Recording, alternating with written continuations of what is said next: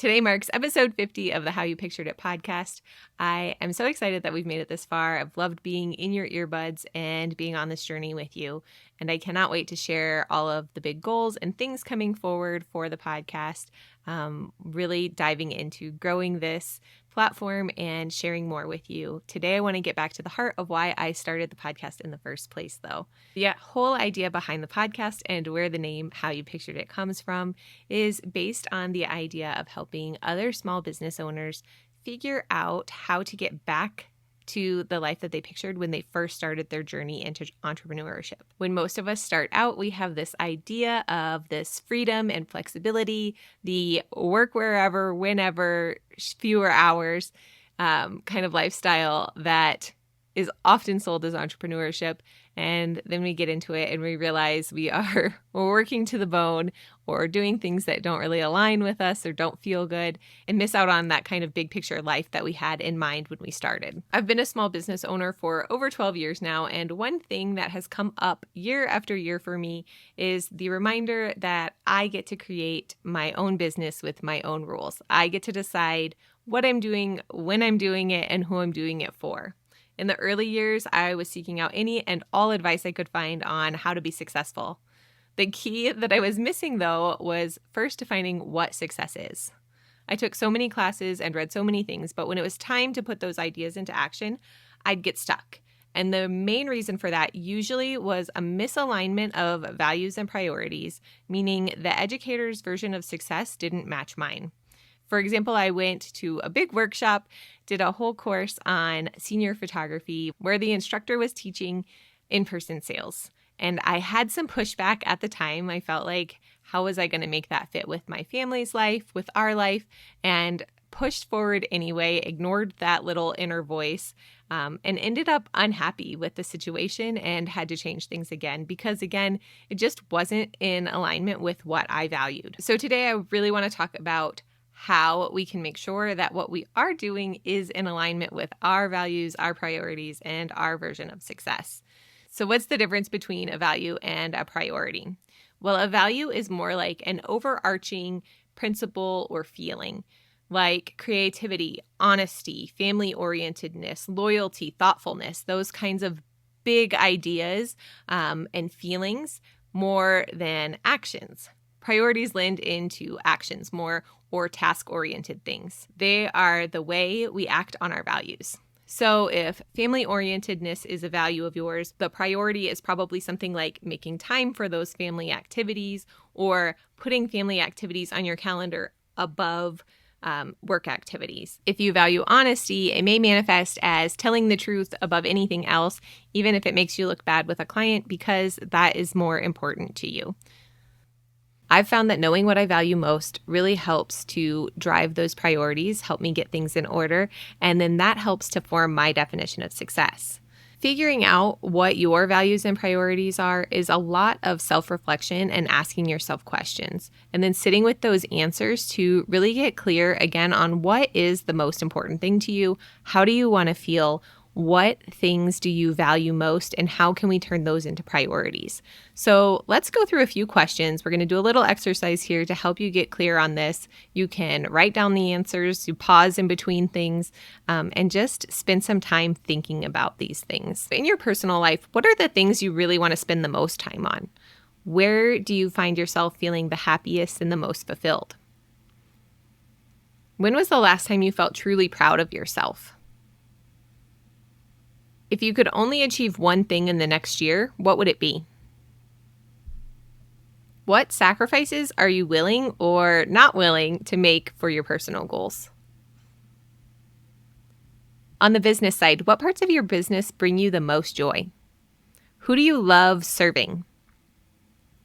What parts of the common advice and recommendations in your profession have just never felt good to you? Is there something about the way things have always been done that feels gross? How do you want people to feel after working with you? What do you want people to tell their friends about your business? When you're answering these questions, I hope you are being really honest with yourself These questions are just for you to see, not for anybody else. And I think there's so much that we can learn from them. When you're analyzing your answers here, there are a few things that I want you to look out for. One is inconsistencies. Is there anywhere in your answers where you answered one thing here and then in another place you answered something that kind of contradicts that? I think we can get freeform, and when we're like in that flow state, things come out and we have to kind of look back then and see like, ooh, maybe that was a little bit different with this kind of idea, and how those kind of inconsistencies play out and figuring out what the truth is there. We do tend to lie to ourselves sometimes, and so finding those inconsistencies is step number one. Step number two, what surprises you about what you wrote? Was there anything that just caught you off guard as you were answering those questions?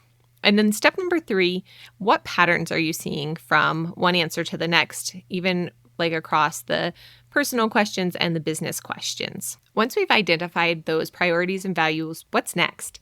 For me, it's looking at those things and helping myself define what it is that I want to achieve. What do I want my life to look like? How did I picture my life when I started this business? How do I picture my life in the next year, the next 5 years? Those lovely basic interview questions, but they really do hold value. Finding these priorities and values and then applying them to how you want your life to look. The next step is going to be finding what in your business and in your personal life are out of alignment with your values and priorities. How can we change that? Do we need to outsource something? Do we need to change policies? Do we need to change how we schedule or how we work? Use your values and priorities to help guide that so that you can get closer to that version of your life that you pictured. A lot of these things are big ideas too, so it's okay if you take this step by step.